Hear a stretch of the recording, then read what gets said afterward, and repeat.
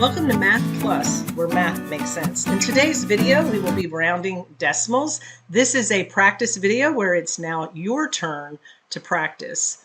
We showed a previous video called Rounding Decimals, which gives a lesson in how to do this. So you can click the link above, watch that video first, and then come back and practice with me.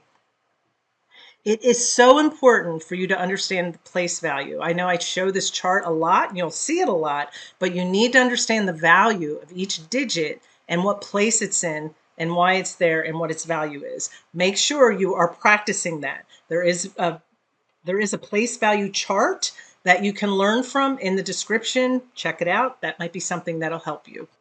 We will be doing 5 problems we're going to practice, and in this one you're going to round the decimal to the nearest tenth. I need you to turn off the video, write that number down, round it to the nearest tenth, and then turn the video back on and I'll work you through it. This is 34 and 92 hundredths.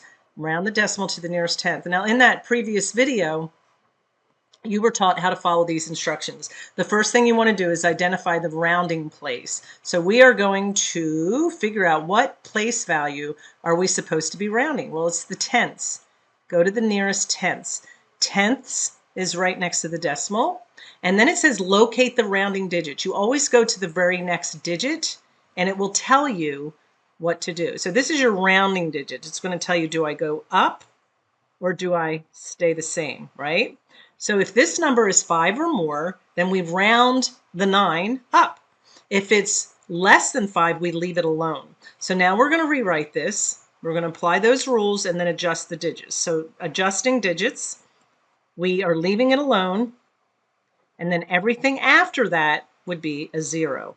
When we're working with decimals, anything you put after a decimal, all those zeros at the end, do not change the value.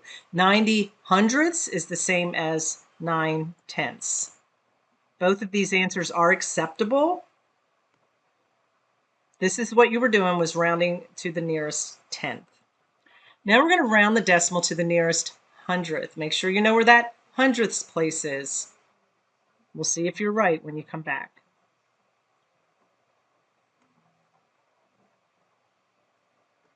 I've got our steps off to the side as well. If you need to jot those down, do that so that you can remember. The rounding number is the number in the hundredths place. This was the tenths place. Earlier we did that. This is the hundredths place. So we're going to round to this number here. And number 2, locate that rounding digit. It's this one. It's a 4. It's below 5. So that means I just leave that number alone. Instead of that number being 13 and 534 thousandths, our answer is 13 and 53 hundredths. Could be a mouthful, huh? That's why you need to practice. I've been doing this for years and I still get a mouthful. All right, so now we're going to round the decimal to the nearest whole number. But you said these were decimals. It is a decimal. It's 43 and 396 thousandths, but I want to round this number. Whenever we round the whole number, we're just going to do the ones place, okay? So this is the number that I'm rounding, 43 and 396 thousandths. We want to round that to the nearest whole. Round that number and then come back.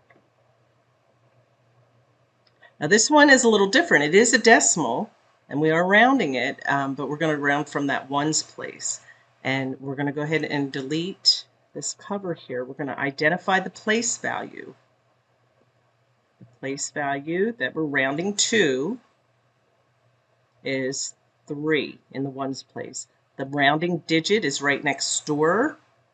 When it's 4 or less, we just leave the rounding place value number alone. So we're just going to bring it down like this, 43. We leave the 3 alone. You can put a decimal.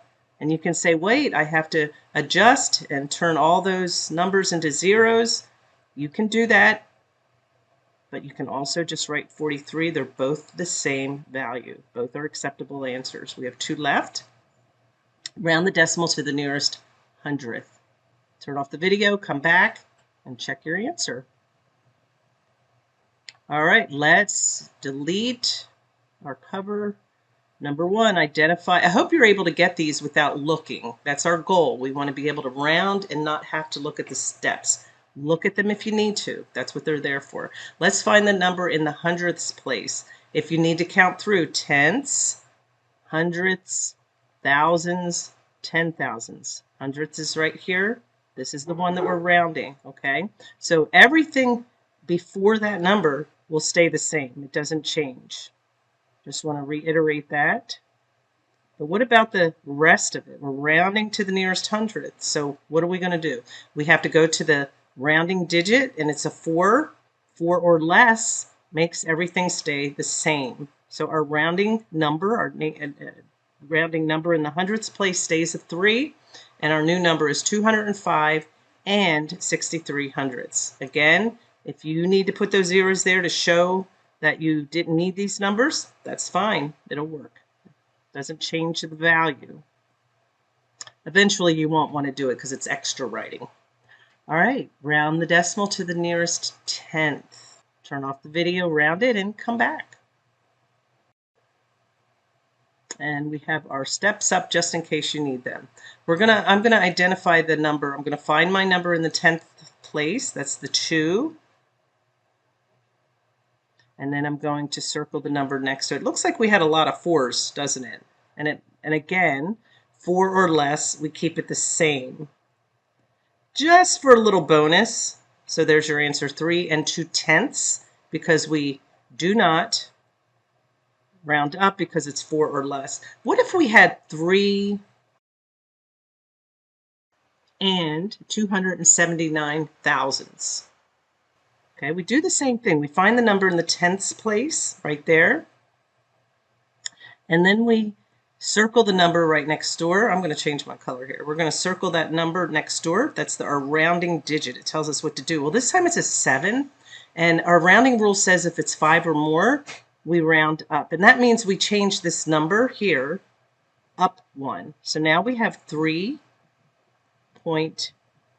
So it's 3 3/10. So that's how it changes. That rounding number, that rounding digit's going to decide, do I leave it the same or do I round up? Good job. All right, so remember to go to the description area of the video, and there are more practice sheets there that you can download and print off and practice.